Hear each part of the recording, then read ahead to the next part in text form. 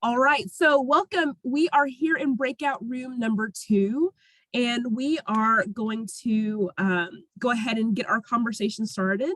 So we have our recorder and our reporter, and so the first thing we're going to do is get the document put into the chat. And so let me take a look here. Okay. Let me get that up for us.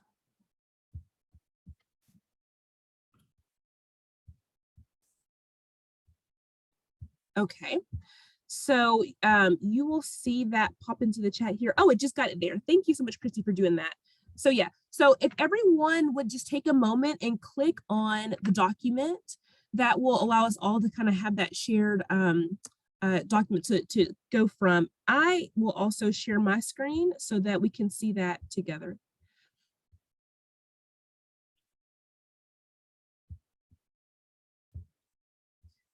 Okay. Breakout room 2. I don't have that. Okay, so I'm seeing everybody pop in here. That is great news. And so now we're going to go ahead and just start having some conversation. So the first thing I want to know from everybody is, are you using that FAFSA completion initiative report? And if you're not, what is a barrier? So let's take a moment and just go ahead and answer that. Okay, I can't get where I can record. What do I need to do? I'm not technologically advanced, so. Oh, okay. Let me ask you, do you have access to that chat? Can you see where the chat is? No, let's see. I don't know what I'm doing here. I see it on your screen, but I don't see it. Oh, so the link is in the chat. As soon as you click on that chat, you'll see like there should be a bar maybe at the top of your screen. Sometimes okay, so chat, the Google Doc, is that the one I need to click on? Yes, ma'am, you got it. So yes, okay. So this is great. So okay, as people talk, you can keep notes there. And then also, okay, friends, I mean, I'm seeing already the anonymous beaver, thank you, typing right on in there too. So yes, if you are shy about talking out loud and you want to type directly into the chat or into the document, by all means go for it. So all right, so first question, yes, are you using the FCI? If not, what's your barrier? Let's hear from you. For us? Yeah, from anybody who wants to comment. I've used it once or twice. It's just, I'm the career and college readiness counselor, and our regular guidance counselor has the password and stuff. So you ask him for it and everything. And I usually ask it after our FAFSA days that we have through KAA, but I don't do it on a regular basis, I guess, because I have to go ask for it. So that would be me just not thinking about it because I don't have readily available access, which I can get. He'll give it to me. I just need to keep it, if that makes sense. No, that's really helpful. Just, I mean, just that basic access, having that password and username. Yeah, no, yeah, that's great. Any other comments out there? Are you using it? If not, what's the barrier?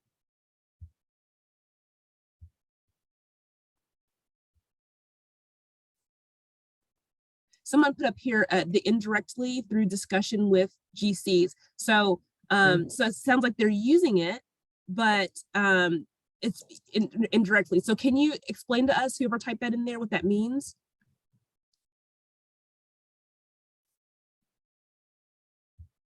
What are GCs? It's me. I'm sorry. We consult with the guidance counselors. We're Gear Up, and we have college career navigators, and they don't have direct access to the program, but they work with guidance counselors to secure information in order to reach out to students that have not completed the FAFSA. Okay, all right. Thank you for clarifying that. I feel sheepish, right? I should know that GC is guidance counselor. So now we're all on the same page there. Thank you. Okay, any other thoughts on that first question before we move on to the second one? All right, by and large, are people using it? I guess maybe even a show of hands on the, maybe you can use the reactions there. I'm just curious if you're using it, let's put a show of hands up there. I mean, we are. Okay, awesome. Oh, I'm seeing thumbs up. Thanks, Beth. And so there's some others there. Okay. Cool. Yeah, I was really just intrigued by this report once I learned about it. So let's go to the next one then. If you are using the FAFSA Completion Initiative report, how are you using it? And really just what's the best way, what's been the most helpful way to use it? So I'm curious to hear your comments on that.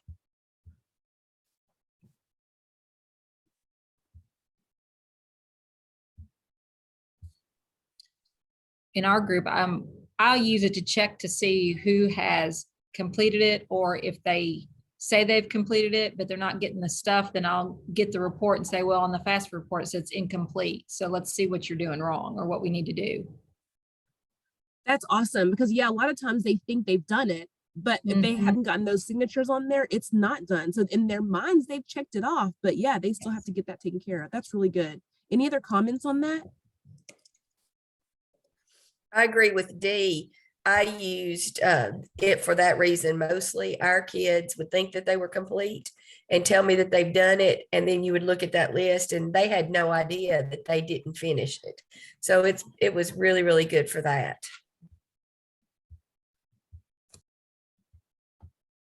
I'll tell you, one of the ways that I used it was I would take a look and see which ones showed up over and over again, week over week. So I would download the report weekly, and then I would send the numbers out to the whole faculty and staff to say, hey, here's where we are this week. Here's how many new students have, gotten it started. Here are the students who've shown up over and over again. So if you see them in your classrooms, send them to me. And so that way I could find out if it was because they had a parent who wasn't giving up information, or if they just got stuck on a question they didn't have the answer to. And so when I had my KAA rep or my educational talent search person around, then I could sit them down together and have them look at that. So that was really helpful. And then also one of the things that Katie mentioned in the presentation today was mind-blowing for me. It seems so simple, but I never thought to run the FRAN report, the free and reduced report, and to be able to sit down and really target students that way. And then to follow up by, sitting with them and saying, okay, well, I've seen that you haven't started it yet. How can I help?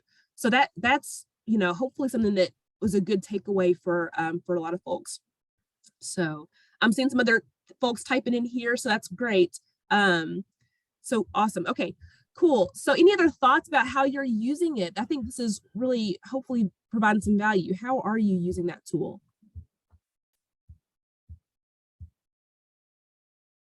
Okay, well, if not, then we're going to go ahead and hop over to guiding question number 3. What are the biggest obstacles your students face when completing the FAFSA? So I know there's all kinds of, it can be a mountain for a lot of students to climb. So let's talk specifics. What are the challenges your students are facing around the FAFSA? One of the things we see at least 3 to 4 students a year is they live with a grandparent or an aunt, but they don't have any legal custody to that child, so they can't do anything. And then trying to get that information from their parents, or if they know their parent, where their parents even are, tends to sometimes be an obstacle for our kids. Yes, that's huge. And then, once you're able to find someone, making sure it's the right person to put their information in. That was the struggle at the beginning when I started doing FAFSAs, was having to be reminded that no other person besides a parent or legal guardian has to enter information. So having an aunt or grandfather or somebody like that, it's just not, It's hard. Yes. So what other challenges are y'all seeing out there? I know that in the school that I worked in, we had a large population of students who whose parents were undocumented, and so they got scared to work on it because they thought that there were going to be other repercussions of that. So even though they were eligible to complete the FAFSA, it made them nervous to have to enter, all zeros, for example, for a parent who may not have a social security number. So that was a challenge for us, and learning how to print out that signature form and still submit the signature form, because once it's printed, that doesn't mean that it's submitted, right? So, getting it sent in, but then also electronically submitting without signature, so to speak, knowing that that signature page would show up. One of the things that we saw as a challenge a lot is that we would send the signature page in and we'd hop back online to wait for the FAFSA to look like it was done once the signature arrived, but that would not happen. And so we had students who showed up week after week on the report because we had not gone in and submitted electronically, even though that signature page was already mailed. So maybe that can help somebody out there listening in.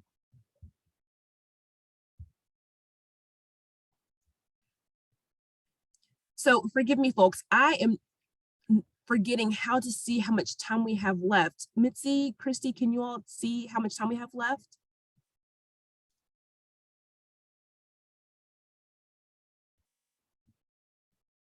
I'm trying to find out, Destiny. Oh, you know what? I see it now. It looks like we have 2 minutes and 20 seconds left in our time together. So are there any other thoughts, any other challenges, any other things that would be helpful to know? Are you all using your KIA rep? I mean, you know, who else are you leaning on in terms of FAFSA, and where are you getting your information from? So maybe we'll take another minute or so and talk about that.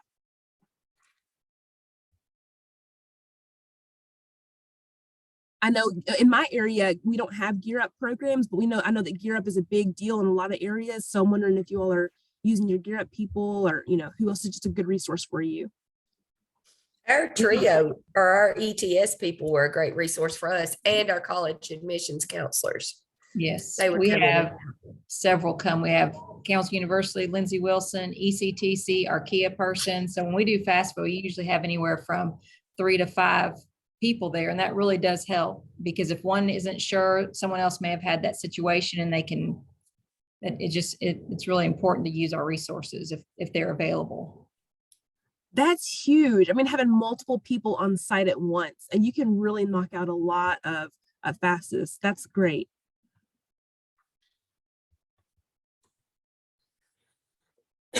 My biggest challenge here recently was just getting kids to actually do it. I hate to keep bringing up COVID, but past the COVID pandemic it seemed like it was a struggle to get people to really get serious about those things. Before COVID, I would have huge numbers at my school.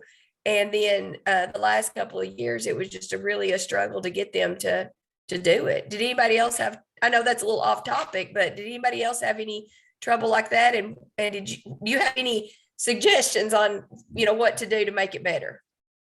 I agree. Before you had lots, and then I think kids don't see themselves after COVID. A lot of the kids just didn't see themselves leaving home even, or going, you know, because they weren't in school full time, and they just didn't see it. And I think you know, a couple of years of seniors, that was been difficult. But last year we had a little bit of an uptick, but we were in school all the time, so that helps in getting out there and, you know, trying to get them to come. But yeah, I've seen a big difference, definitely. Thank you for that. All right, perfect timing. We're heading back to the main room. Thank you all so much. All right, folks are making their way back. We hope that you had some great conversation, and that you got some good information from each other. So we are going to start by sharing out. So we're going to have breakout room 1. Go ahead and share your responses to question number 1.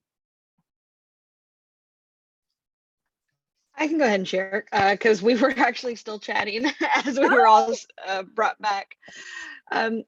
So we actually had a lot of people in our breakout room that either had access to the FCI report in the past, but like there's a transition currently happening where they're trying to transition that over to someone new, or that they haven't had access to it and they're in the process of kind of figuring out who can get in charge of that process now.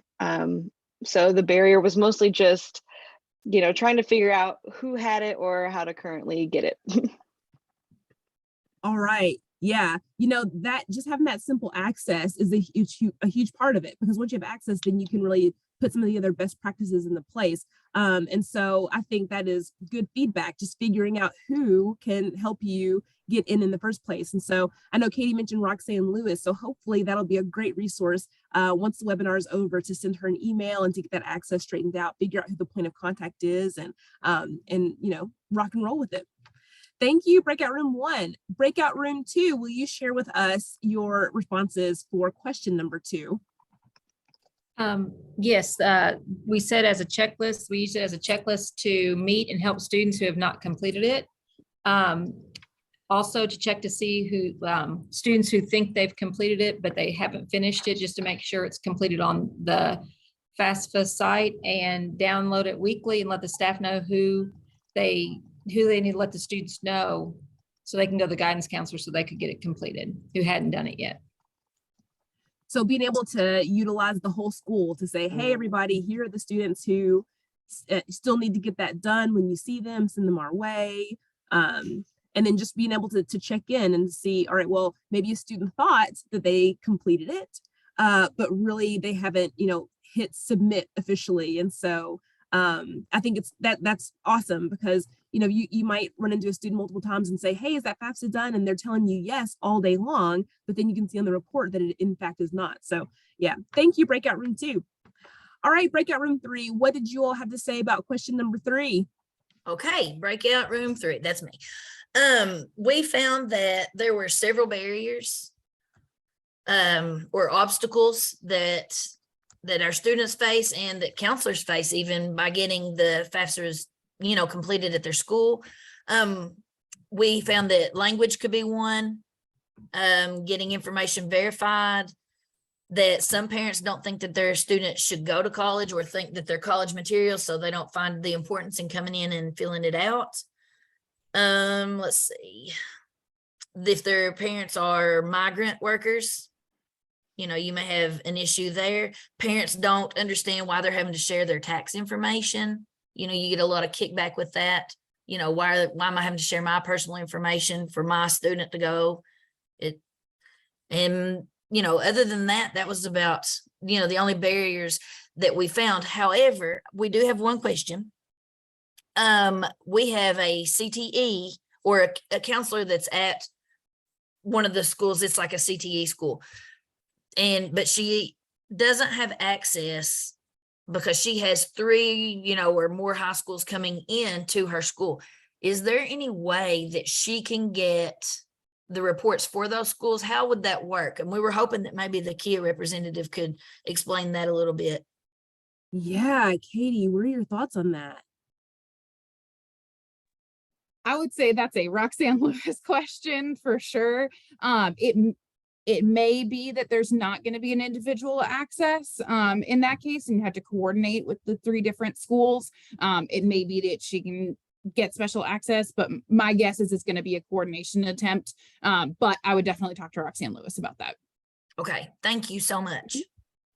Yes, we appreciate that. And it's such a great question. And I'm not sure who asked that, but my thought is, now that you've got this information, it might be that you're sparking those great conversations with those partner schools. Maybe they aren't even using that yet. So now you've got 3 schools who will be using that because of you and that information today. So thank you for bringing that question up. And we hope that you're able to get access to that and put it to great use.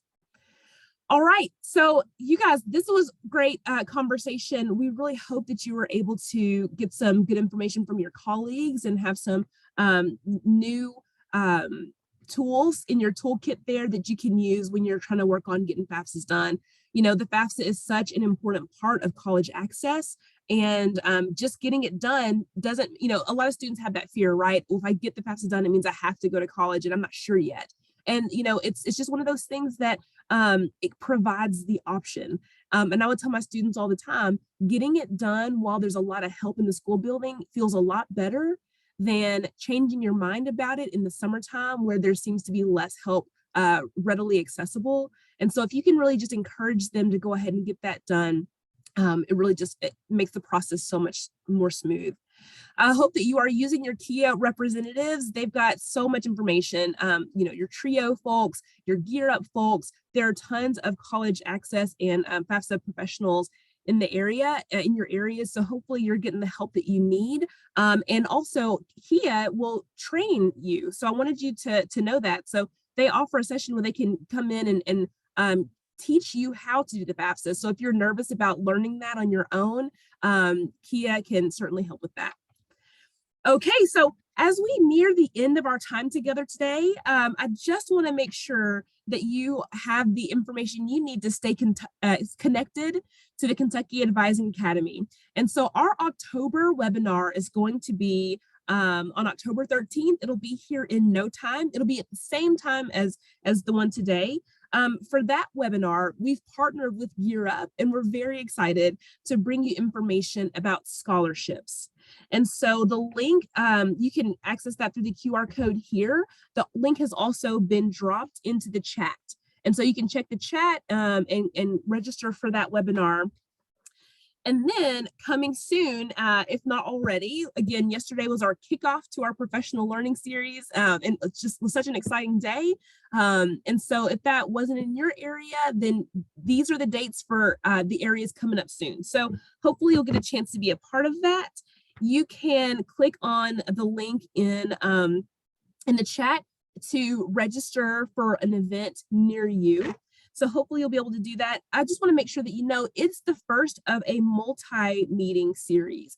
And so each time that we meet together, we'll build on the previous. And so hopefully you can carve out some time to come to not just the first one, but to the future ones as well.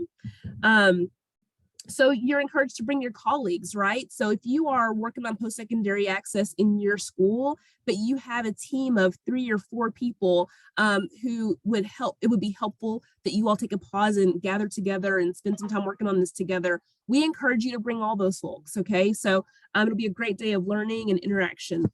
There is ELA credit and also FRISC training credit available for these professional learning events. And so we hope that you can register for that and that we'll see you on the road. And then from our website, which is being sent in the chat, you can subscribe to our communications, including updates about the podcasts, webinars, as well as our newsletters and in-person events. We would love to have you follow us on our social media accounts. We're on Facebook, Twitter, and Instagram at Advising KY.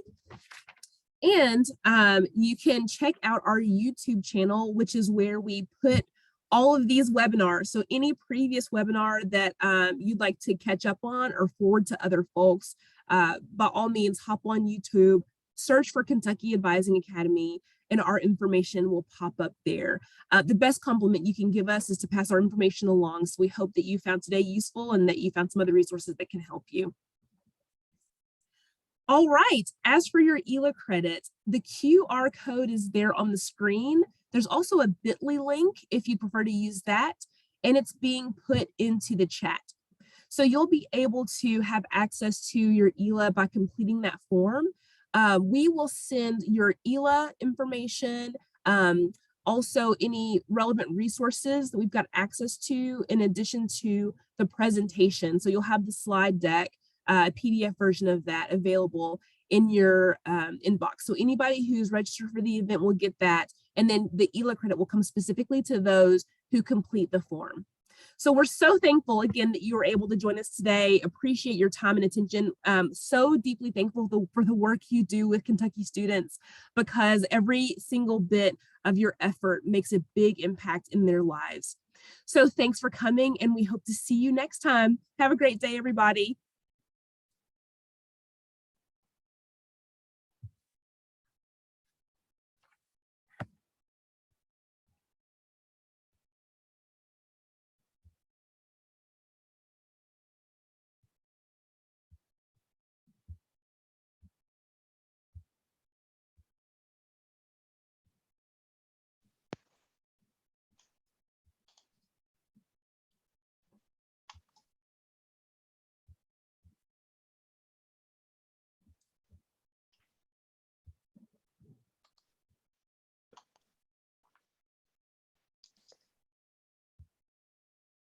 I can't seem to stop the recording.